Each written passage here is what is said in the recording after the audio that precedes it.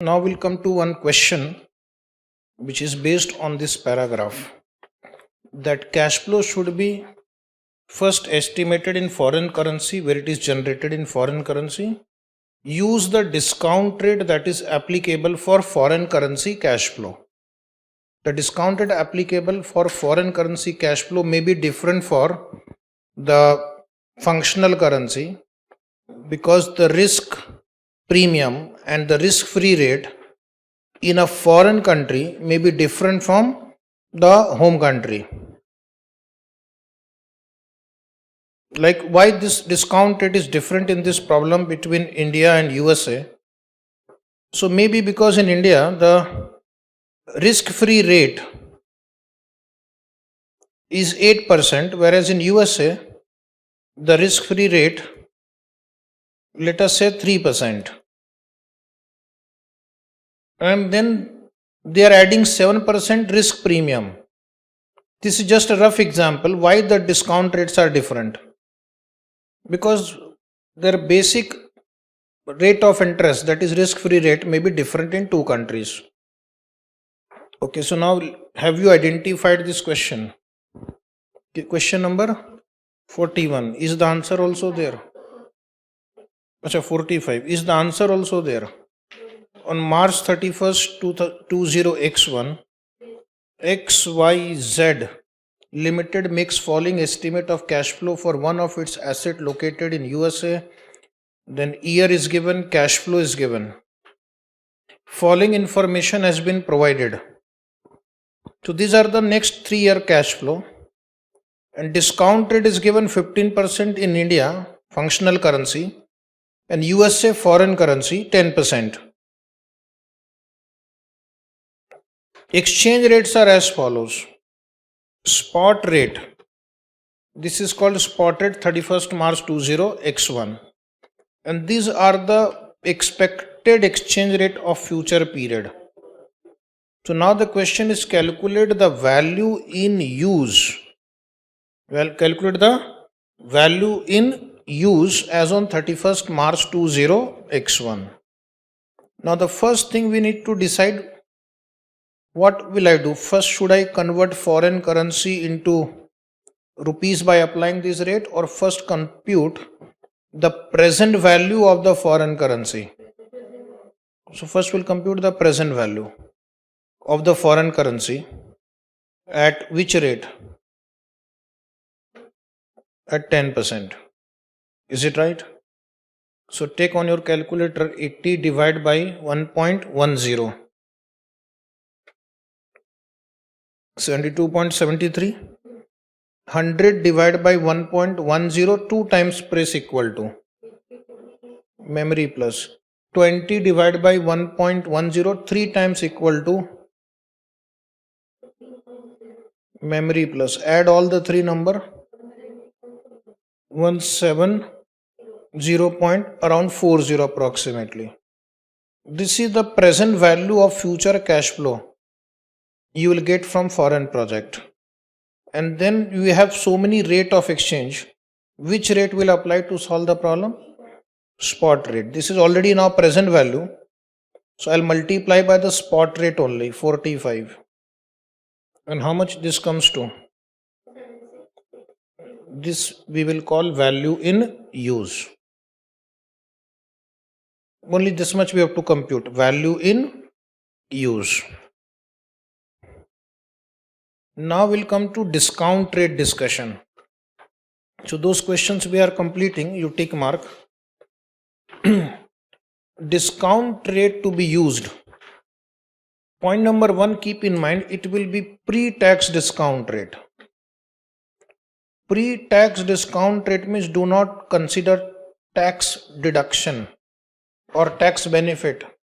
Like for example, in FM classes, financial management classes, they will teach you interest rate is say 20%, for example. Tax rate is 30%. Therefore, the cost of debt capital is 20 into 1 minus 0.3. Is it 14%? This we will call pre-tax rate. This we will call post-tax rate, because this is after considering the tax implication. Which number we will use for discounting purpose? 20. Because cash flow that we take are also pre-tax. We don't take cash flow after tax in VIU calculation. We take cash flow before tax. Therefore, the discount rate will also be before tax. Next point is the discount rate should reflect the market participants' assessment of the risk factor involved. Now, discount rate should be based on risk specific to the asset, not necessarily specific to the entity. Discount rate should be based on risk specific to the asset, because different asset may have different risk factor.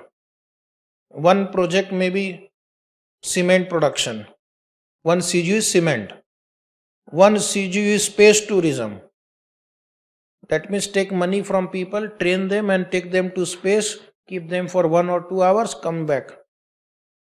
Which CGU has higher risk in terms of cash flow? Space. Why? You may not get enough demand for that kind of venture. People will not pay so much money. People are scared to do this kind of adventure. It looks good in movie only. Okay. Like in one movie, one hero goes to some planet only. Which planet? Jupiter or something. Mars. Which movie? Zero. Shah Rukh Khan. Okay. That was a space program only. So there you use a higher discount rate. My point is that current market risk-free discount rate shall be adjusted for time value of money and risk profile of the asset used in the business. If the market rate is not available, then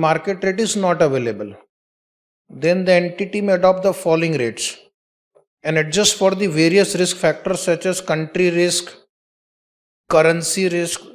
Like in one problem you solved, you took 10%. So there we did consider country and currency risk in that discount rate calculation of 10%. But that was already given to you. For exam purpose, this is not a very difficult task because most of the time the discount rate is given to you. Otherwise, you may have to compute it. For example, if the market rate is not available, take weighted average cost of capital. Take incremental borrowing rate of interest, or take other market borrowing rate. And one more instruction, the entity may use different discount rate for different period also. If the future period risk factor affect the cash flow of the asset. So even you are allowed to use different discount rate for different period. One small example is printed in your notes.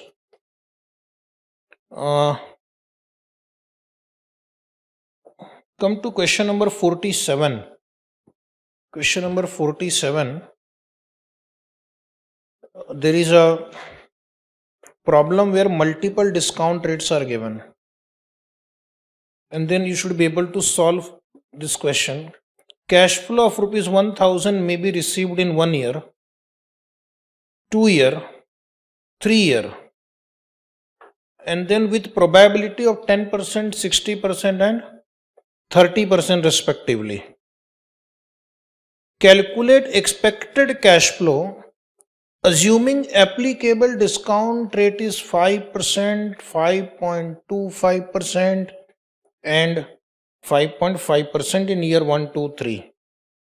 So how will you solve expected cash flow, or how will you find out the value and use of this problem? So cash flow, you will write 1000, 1000, 1000. Then present value. Now this present value calculation will be 1000 divided by 1.05. How much it comes to? 952.38. But for this 1000, you will take 1.0525 square, means divide by 1.0525, press equal to 2 times. Just check how much you are getting. Is it 902.73? And then for this 1000, you may take 1 divided by 1.055 to the power 3. Yes. So these are your cash flows, and then there are probabilities assigned to it. In case if they give you probability also and they ask you to find the expected cash flow, then multiply by the probability. And then after multiplying by probability, you take the total 95.24. This is how much? 541 point. Check the calculation. Is it right? 255.48. Take the total. But you have not checked. Okay. Back to business. So this is about discount rate. Now, recognizing and measuring impairment loss.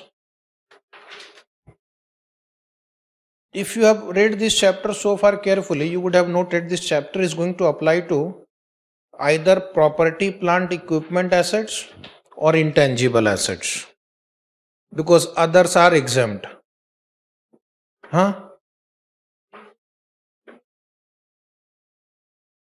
Which is excluded? Leases. Leased asset will be depreciated here, because leased asset will be capitalized as either PP or intangible asset only. Now what you do, quickly check whether this asset was revalued previously or not. If not revalued previously, then the impairment loss will be recognized in profit and loss. And then what about the depreciation? Depreciation will reduce in future because your carrying amount will reduce. What about revalued asset? First, the impairment loss will be adjusted against revaluation surplus, and excess, if any, will be recognized in profit and loss. Subsequent depreciation or amortization is provided based on value after the impairment provision. So what is the journal entry you will pass? In one question they was journal entry also. So you will first write revaluation reserve or revaluation surplus account debit, then P&L account debit to accumulated impairment loss, which will be shown as a deduction from asset carrying amount. Is it right? And in case of asset which have never been revalued upward earlier, then P&L account debit to accumulated impairment loss account. Or instead of writing P&L account, first you will charge to an account called impairment loss account, and then you transfer it to P&L account. Right? Now we'll solve some questions in the book only. Format is given. Little fast. A Limited purchased. What is this question number? 6. Printed there. A Limited purchased an asset for rupees 8 lakh and the life of the asset was expected to be 10 years. The company provides depreciation at 10% straight line method. At present, the remaining life is 3 years and the recoverable amount of the asset has been estimated at rupees 90,000. Find the impairment loss. Show the asset account in the SOFP. So first step number 1, light fast, calculation of impairment loss. Carrying amount. Original cost was how much? Right, 8 lakh. Then less depreciation for 7 years. calculation is written in your book. 8 lakh divided by 10 years into 7. You tell me the balance in the outer column. 2 lakh 40,000. This is my carrying amount. Then you write point B, recoverable amount. Is it directly given? How much? 90. So what is impairment loss? 1,50,000. And then they have asked you one question. Show the asset account. So asset account would look like this. Original cost 8 lakh less accumulated depreciation 2 lakh 5 lakh 60,000, and you write one more thing now, less accumulated impairment loss. How much? So total deduction from the cost would be 7 lakh 10,000, and therefore 90,000 would be the carrying amount after providing the impairment loss. Is it right? So this was a warm-up exercise. Come to next question. A plant is being shown in the balance sheet at the carrying amount of rupees 42 lakh. Its remaining life is expected for 6 years, after which it would be scrapped away for rupees 6 lakh. The net cash inflow from the use of the plant during the next 6 years are 10 lakh for first 3 year, 8 lakh each for next 3 year, discount rate is 15%, the net selling price of the asset is rupees 40 lakh. Find the following: value in use, impairment loss, recoverable amount. Again impairment loss if the net selling price is rupees 35 lakh. So dear student, first you do this calculation of value in use. In your book only, I have drawn the format for you. So step 1, you will give me the answer. Value in use, year cash flow discounting factor, present value. Anybody? Any answer? Total of this present value column? 34 lakh 84,226. Wonderful. And then second working, recoverable amount. Write down higher of A. Write there FV, fair value less cost to sell. Instead of net selling price, write FVLCTS. How much is fair value less cost to sell? Is it 35 lakh or 40 lakh? 40 lakh. Original question is 40 lakh. 40 lakh. Net selling price or fair value less cost to sell? 40 lakh. B. The value in use 34, 84, 226. So therefore the answer in the outer column will be 40 lakh. Therefore recoverable amount, write outer column 40 lakh. Next line, point 3, calculation of impairment loss. A, carrying amount. How much they have given you carrying amount? Any figure carrying amount? Louder.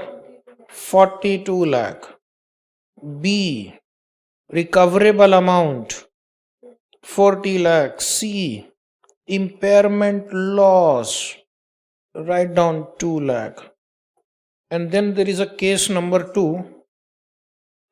In case 2 they have made one small change. Fair value less cost to sell is 35 lakh. So my answer will change. Point A, carrying amount, write in the outer column 42 lakh. Point number B, recoverable amount, dash higher of the two, under that one FVLCTS. This time what is the fair value less cost to sell? Second question, 35 lakh, correct. And value in use is 3484226. So which is the higher of the two this time? 35 lakh. I have some objection to your calculation. Just check. Is the value in use figure? My God. This you have taken from some earlier answer. Okay, no problem. You have copied from some previous answer, but that had a different number. Last year was different. Okay, so tell me again value in use. 3743. Okay, 3743,606.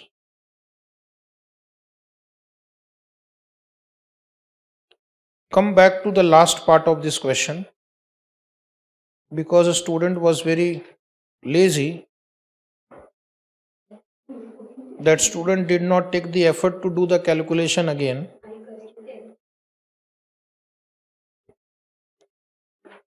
So this time the answer is 3743,606. So I will take higher of the two. And what will be the impairment loss in question number 4? 4 lakh. 4 lakh, how much? 56,394. Others will check. Do not give wrong answers.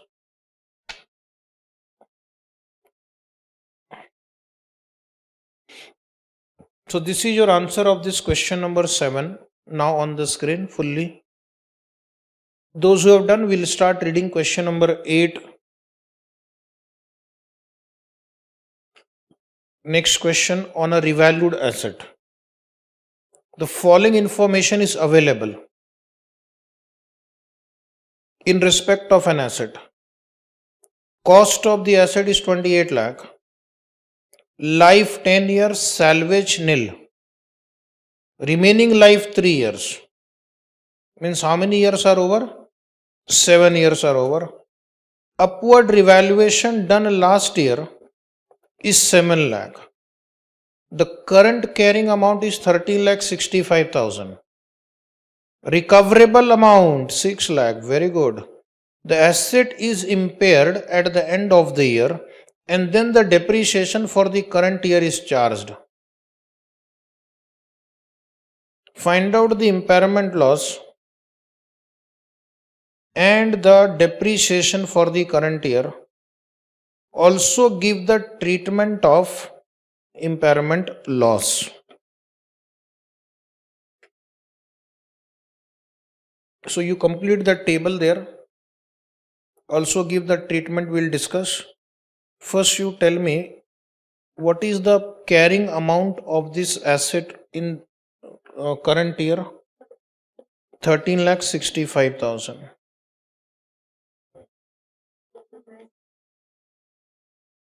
And what is the recoverable amount? 6 lakh.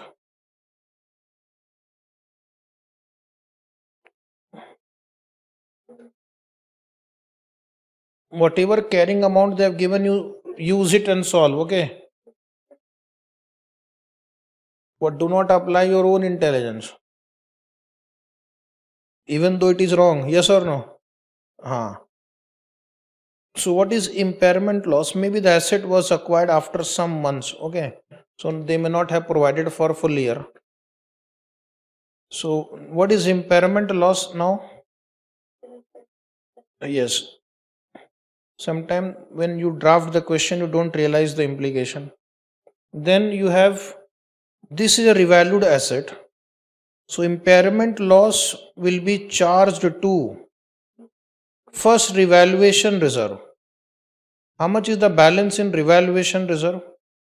7 lakh. And how much impairment loss will be charged to P&L account? 65,000. And then after this you will have to provide depreciation. So depreciation will be now 6 lakh to be apportioned over 3-year period. How much is that? 2 lakh. And what about the journal entry? Journal entry will be revaluation reserve account debit,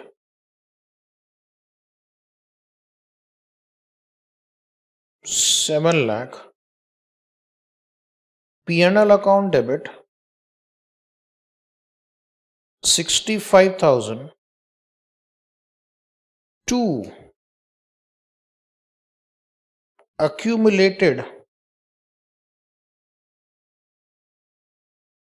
impairment loss,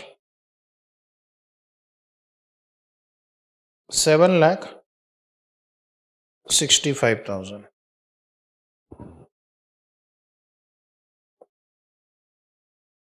Try one more, question number 9 there below in the notes.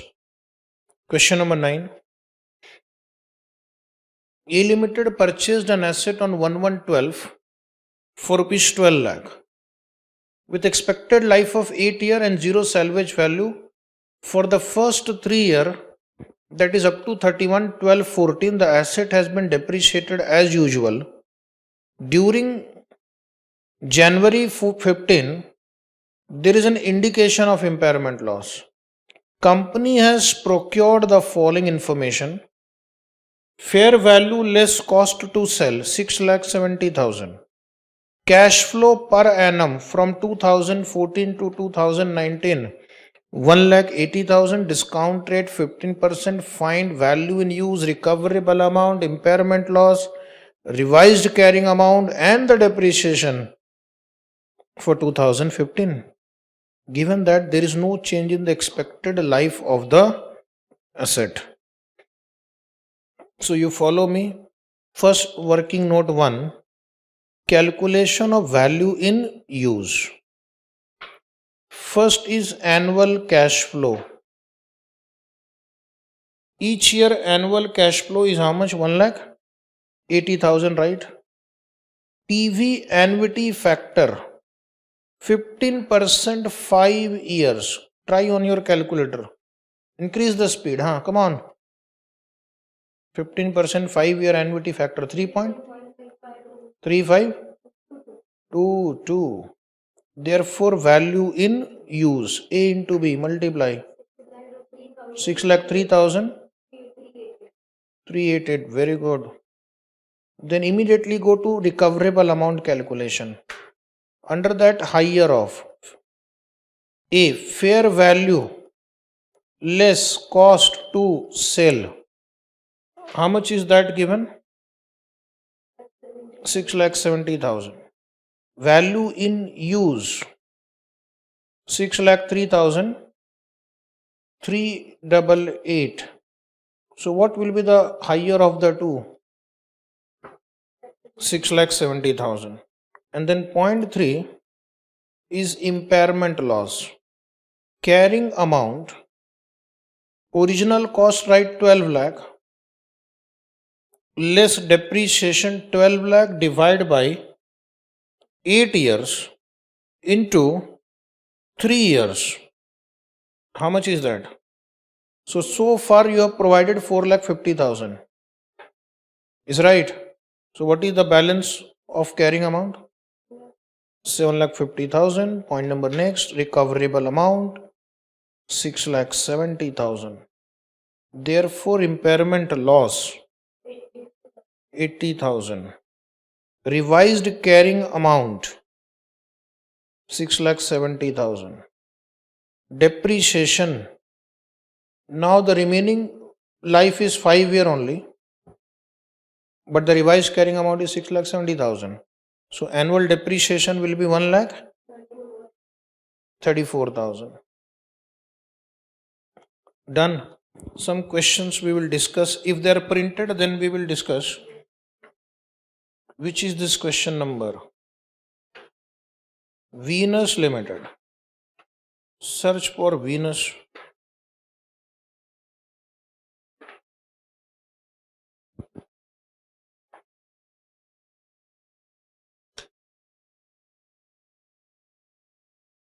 है जी? Okay.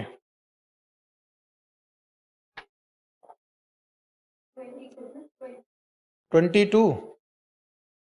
Okay, come to Question number 22. Venus Limited has an asset which is carried in the balance sheet on 31st March 25 or 5 at rupees 500 lakh. As on that date, the value in use is 400 lakh. Fair value less cost to sell is 375 lakh. Only answer on the screen, very easy.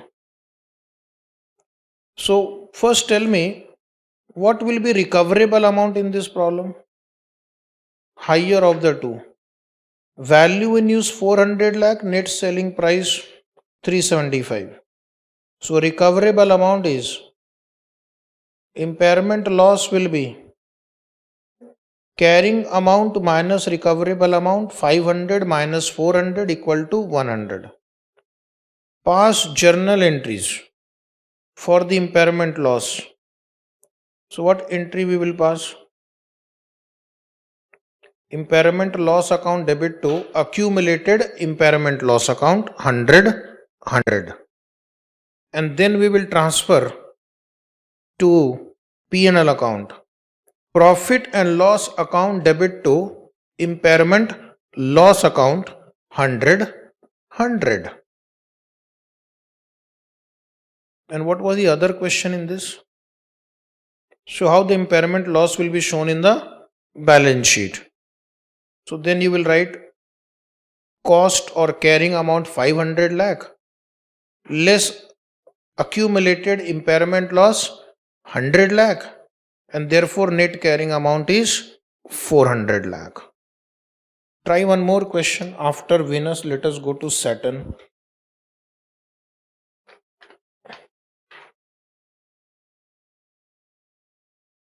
Saturn India Limited. Only on the screen we discuss.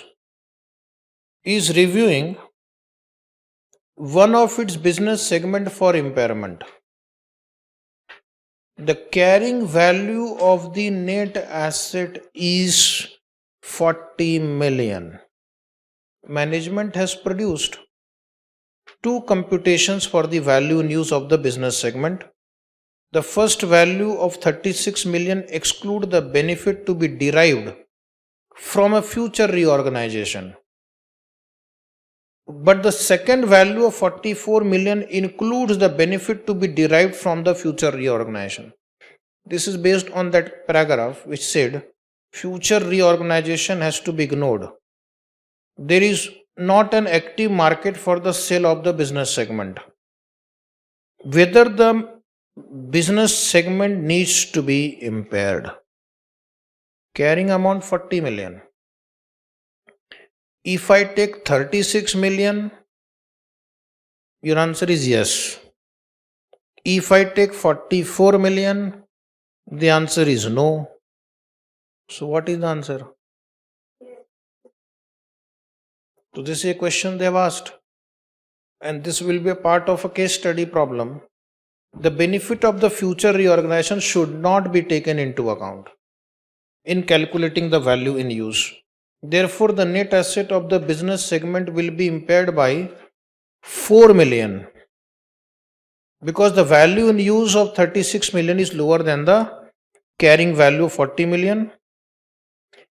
Now, the standard also says that value in use can be used as the recoverable amount if there is no active market for the sale of the business segment.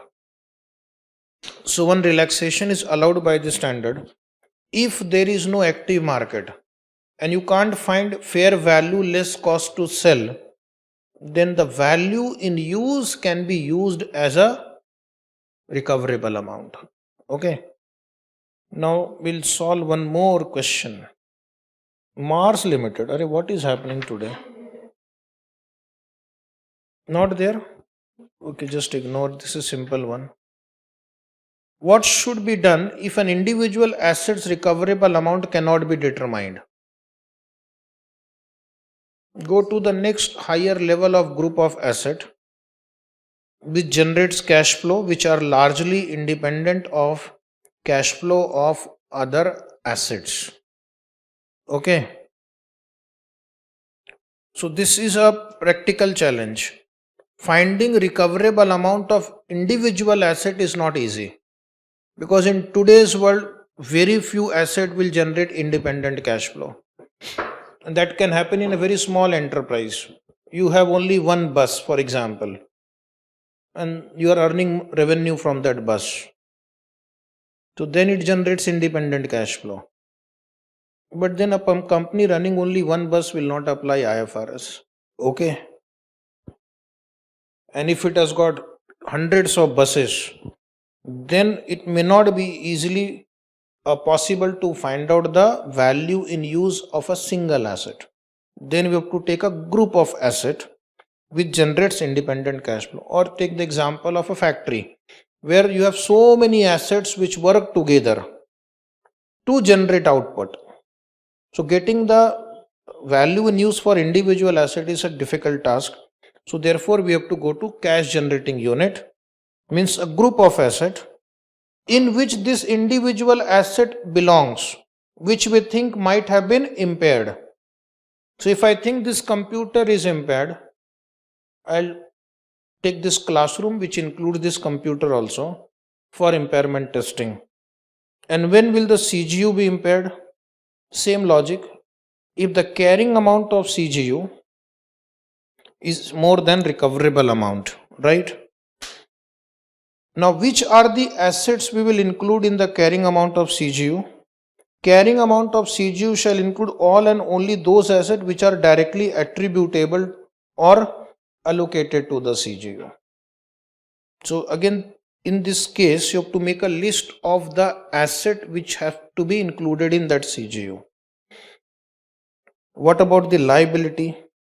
Will you include liability also? Yes. Because sometimes the recoverable amount can be determined only after considering the recognized liabilities. Example, so Ind AS or IAS 16, there may be asset for which we have provision for decommissioning liability. In case if you are going to sell this asset, the other party, that is the buyer, will also have to take the obligation of decommissioning liability. Is it right? So in that case, the fair value is determined only after taking into account the liability also. So while calculating the carrying amount, what you will do? You will take the carrying amount of assets minus any associated liability, if the liability is also taken into account in calculation of recoverable amount. So on this we'll solve one small example. First complete one or two more lines. The provision of the standard. Recoverable amount of CGU is higher of the two, fair value less cost to sell and its value in use. Same logic for CGU also.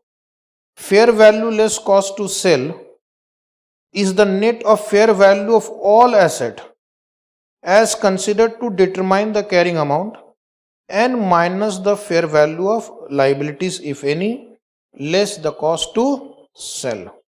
So take fair value of all asset minus fair value of any liability which the buyer will have to take in case if he wants to acquire this asset also, and of course minus cost to sell if any. So let us solve this question where the liability is also taken over by the or will be taken over by the buyer if he wants to acquire this asset.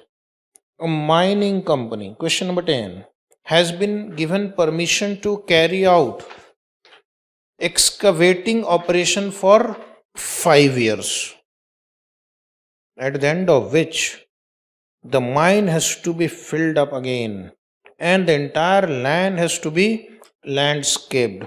The cost of landscaping is expected to be rupees 2 lakh in present value terms and the liability has been provided for. Okay. So what is the present value of this liability? 2 lakh. The CGU of the mine is the whole mine itself. The carrying amount of the mine is 10 lakh. The approach road to the mine has a carrying amount of rupees 25,000. The value in use is 8,50,000, excluding landscaping cost. And the fair value less cost to sell is rupees 8,30,000. This price reflects the fact that the buyer will assume landscaping obligation. 8,30,000 takes into account the obligation also. So no adjustment required in 8,30,000. But this 8,50,000 will require adjustment. That is excluding the landscaping cost. But this fair value less cost to sell takes into account the fact that buyer will assume the landscaping obligation, compute the carrying amount of the mine, and the impairment loss, if any. So if the buyer wants to acquire this asset, then he will have to take everything. For example, he will have to take the carrying amount of the mine.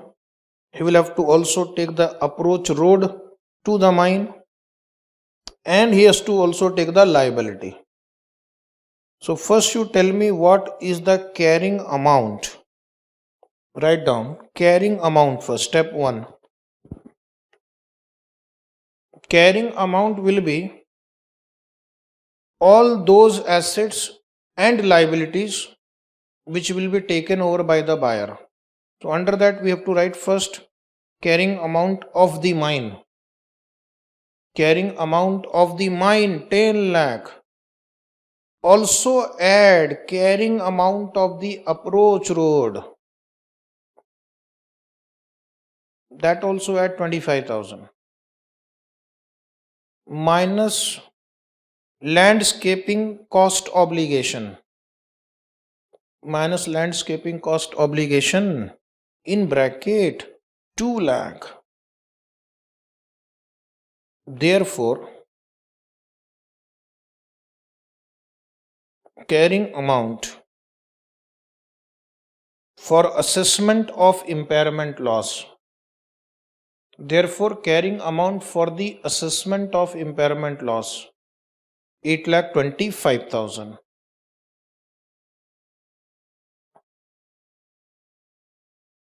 Okay.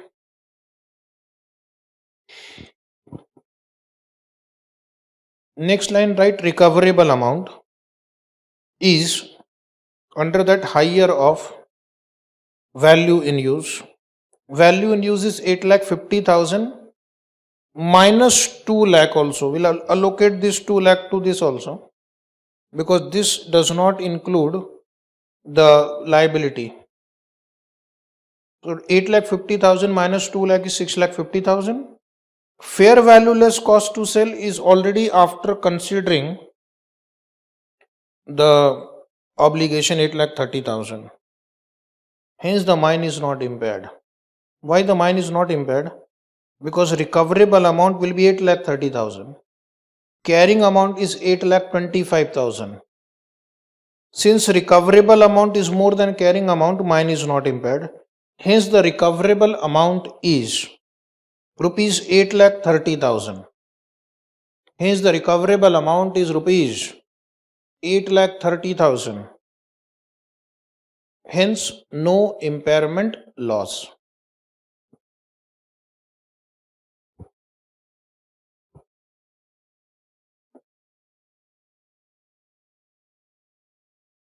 Hence no impairment loss.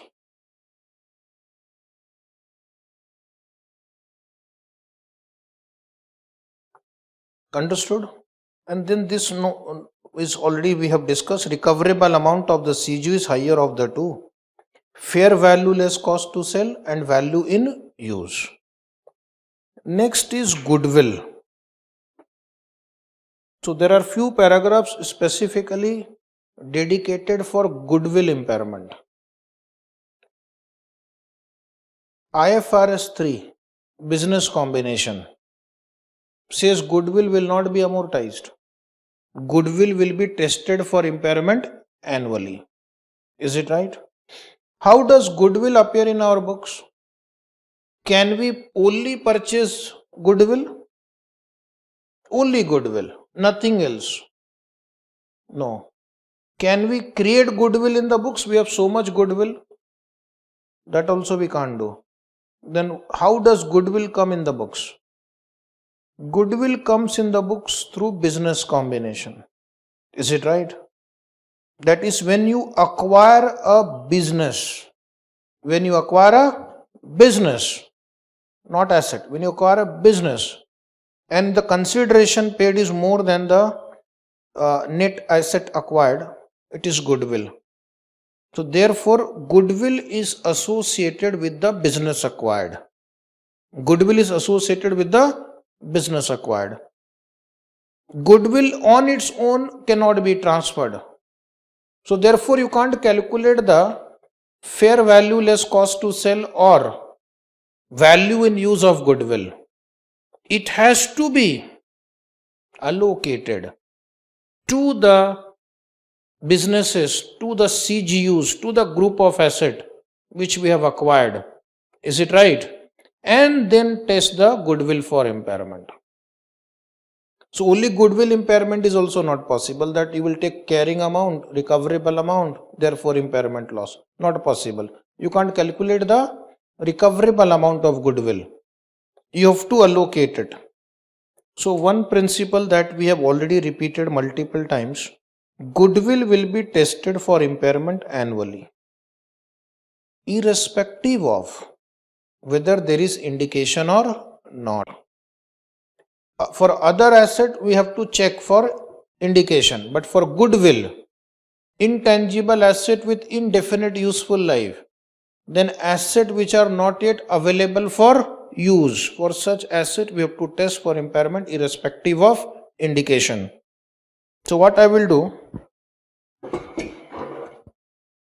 I will check which group of asset or which CGUs have expected from the synergy of business combination. Which group of asset CGUs have benefited from the synergy of business combination, irrespective of whether other assets and liability of the acquiree are assigned to those groups. Okay, so this is really interesting, different from other standards. It says, suppose A Limited acquired B Limited. So of course it must have acquired the business of B Limited. But when you acquire B Limited, it is possible that some of your CGUs might have benefited from that goodwill. So what you will have to do, goodwill will be allocated to those CGUs which have benefited from synergy. Okay, allocation is required. Without allocation, you can't do the impairment of goodwill. So identify which CGUs or group of asset have benefited from synergy of business combination and then assign it to that group.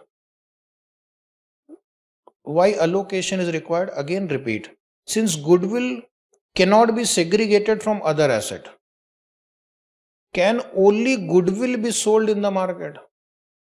Only goodwill. If that is possible, then I will not come here every day. Only sell my goodwill only. I will package it, sell. Okay. But then the business also goes along with the goodwill. So therefore, goodwill cannot be separated from other asset. Second, goodwill cannot generate cash flow independently from other asset. Therefore, the smallest cash generating unit to which goodwill can be allocated will be tested for impairment. Right? So the management has to identify CGU or CGUs which have benefited from business combination and then apply the impairment testing. If there are indication for impairment for asset other than goodwill in a CGU, Then CGU is tested for impairment of the asset, indicative of the impairment, underline, before testing the related goodwill for impairment. Now, what is this paragraph? Seems little complicated, but we need to understand. Let us say there is a CGU. We'll call it A, CGU A. It has asset of 200. Goodwill allocated 100. Total 300. If there is no indication that asset of the CGU are impaired, but still goodwill has to be tested for impairment. So case 1, no indication of impairment. So I will do this calculation. CGU, allocate goodwill, total 300. This is total carrying amount. Recoverable amount 250. So is there an impairment now? Yes. How much is the impairment loss? 50. This 50 will be allocated to goodwill fully. This 50 will be fully allocated to goodwill. I will change the example. If you don't write, don't worry. I am going to take a similar question. Next example, suppose the recoverable amount is 180. So now my impairment loss is 120. So this time it will be allocated as follows. First against goodwill, then against CGU. This you have to do when there is no indication of impairment. Third is, suppose my recoverable amount is more than 300, no impairment loss. Now see the next possibility. There is an indication that the CGU is impaired. There is an indication that CGU is impaired. So then what I will do? I will first compute the impairment loss of CGU. How do you compare? Same thing. 200 will be compared with its recoverable amount. Okay, 200 will be compared with its recoverable amount if possible, and then CGU will be first tested for impairment. And after doing that impairment testing, then again I will do this procedure and check the goodwill for impairment. So if you have an indication that the related asset is impaired or the related CGU is impaired, that will be tested for impairment or provided for impairment before testing the related goodwill for impairment. Question coming soon.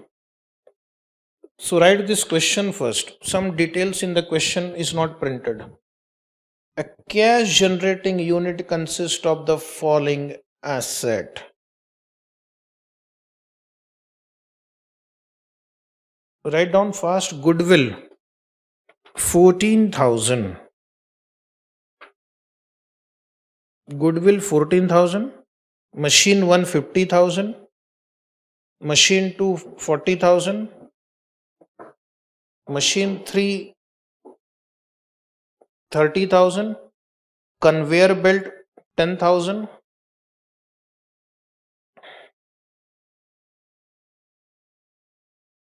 Total assets of CGU is 1,44,000. Total asset of CGU 1,44,000.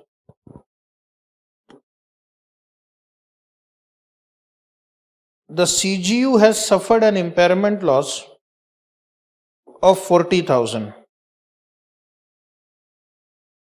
This is printed. The CGU has suffered an impairment loss of rupees 40,000. It is not practicable to estimate the recoverable amount of each individual asset. So how the impairment loss will be allocated? So the standard says first you will allocate to goodwill. Why do we first allocate to goodwill? The very fact that the CGU is impaired, it means it has lost its excess earning capability. Goodwill is the ability of a firm to generate excess return. And if the CGU is impaired, it means you have lost your excess earning capability. Is it right? So therefore you have lost the goodwill. Remove it first, 14,000. And then what about the remaining one? The remaining ones will be allocated to the CGU, and in CGU there are 4 assets, so it will be allocated in the ratio of their carrying amount. Solve.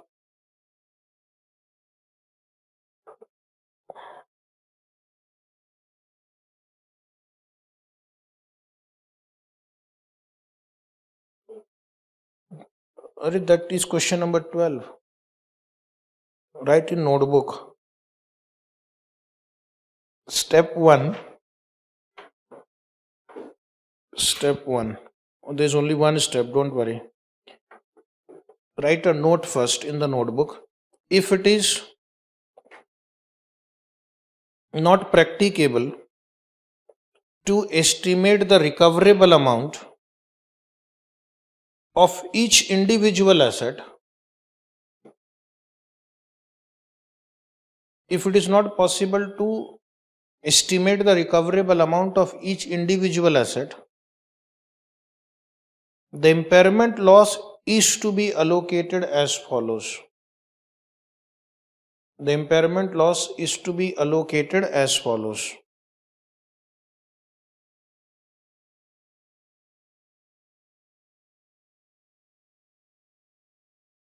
Write down asset, carrying amount, impairment loss, allocated, and value after impairment. Value after impairment. Value after impairment.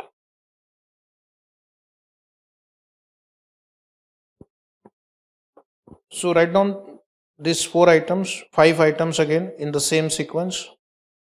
Write down carrying amount.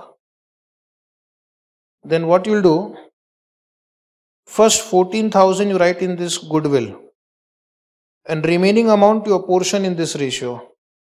So check the answer. Is it like this? 14,000. Then how much is remaining? 26,000. 10,000, 8,000, 6,000, 2,000 in the ratio of 5,4,3,1. And now the balance would be, after deducting this, goodwill will become 0. Machine 1 will be 40,000. Machine 2 will be 32,000. Machine 3 24,000. Machine 4 or conveyor belt 8,000. And therefore this is 1,04,000. This is 1,04,000. Okay, 1,04,000.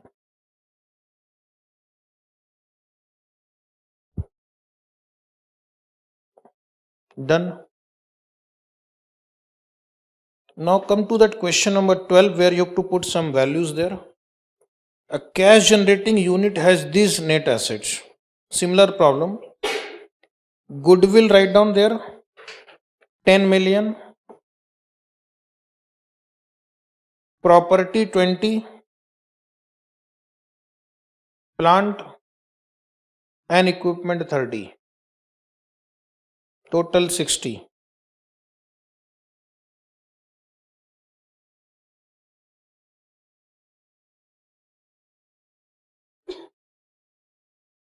Next 2 lines are printed. Recoverable amount is 45 million.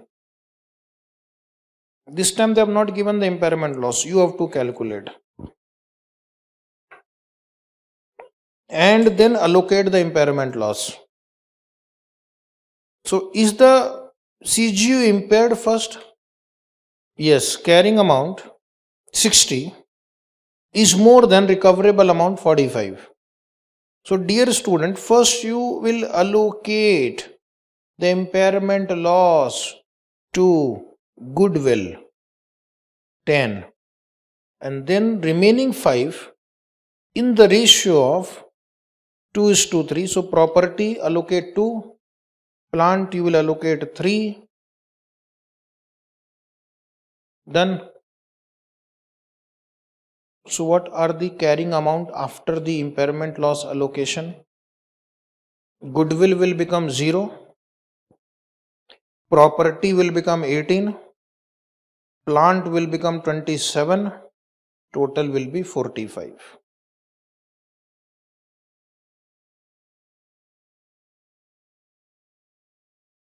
Now we'll take another type of question where first, if it is practicable to determine the recoverable amount of individual asset of the CGU.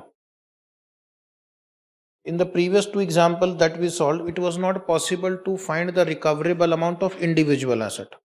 Then I have to first calculate the total impairment loss, allocate it to goodwill first, and then allocate it to the other assets in the ratio of carrying amount. But if possible to calculate the recoverable amount of individual asset, then compute the impairment loss of individual asset based on its recoverable amount. Okay. And then out of the total impairment loss, allocate it to goodwill. Already allocated some impairment loss to the individual asset, and then the remaining impairment loss will be allocated to those assets whose recoverable amount cannot be calculated. Once again, first I will draw a diagram. Where should I draw? Okay, here. Suppose we have A, B, C, D, E and goodwill, okay, in this CGU. For A and B, we can calculate the recoverable amount independently. We can find out their value in use, we can find out their fair value less cost to sell. So suppose the total impairment loss allocated to A and B is 4 individually, and the total impairment loss of this CGU is suppose 40. Is it right? Total impairment loss calculated in the previous problem, total carrying amount versus total recoverable amount is 40. And suppose the goodwill value is 10. Now what you will do, out of 40, 4 we have allocated to A and B. So whatever I could have impaired A and B individually, I have done. 10 will go to goodwill. So what is remaining now? 26. This 26 will be further allocated to CDE. This way you will do. So now I have made a small flowchart for understanding. If there is an indication of impairment of any individual asset, record the loss to the asset. If you can calculate the recoverable amount, that is written in the heading. Now test again whether the CGU has been impaired after recording the above. Still, if there is any impairment to the CGU, reduce the carrying amount of the goodwill. Then allocate residual impairment loss to other asset on a pro rata basis. After allocation of impairment loss, so because you are allocating the impairment loss, the carrying amount of C, D, E will fall, but there is a limit on this. There is a limit on this, how much maximum impairment loss you can allocate. After allocation of impairment loss, the carrying amount should not be reduced below the higher of the following three. So after deducting impairment loss, carrying amount should not be lower than fair value less cost to sell, if determinable, or value in use, if determinable, or 0. Non-negativity. Non-negativity, you can't make the carrying amount negative. Now just understand, suppose the carrying amount of C was, let us say, 26, and you allocated, let us assume, 10. So it becomes 16. But then the fair value less cost to sell of C is 18. So there is a problem. You can't allocate 10. You have to allocate only 8, so that the carrying amount after allocation of impairment loss should not fall below 18. So this 2, which 2? I should have allocated 10, but I have allocated only 8. This 2 will be or can be allocated to D and E, but again D and E subject to same condition, that after allocating impairment loss it should not fall below higher of the following 3. That is this paragraph. Allocate the remaining impairment loss to other asset on a pro rata basis.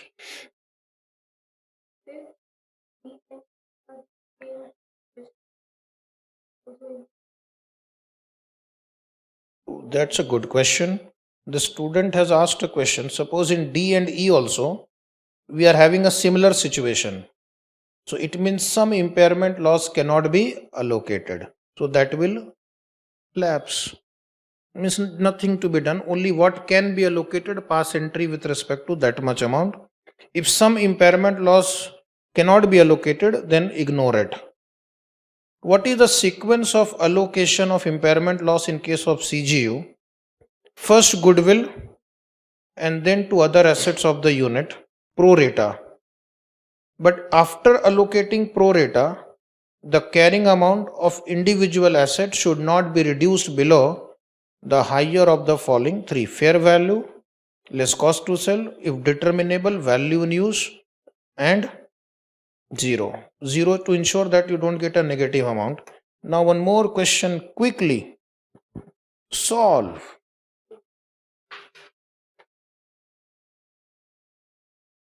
Today, vote. Maximum vote will be considered. Those who want to say today will raise hand. Those who want to say tomorrow will raise hand. Tomorrow wins.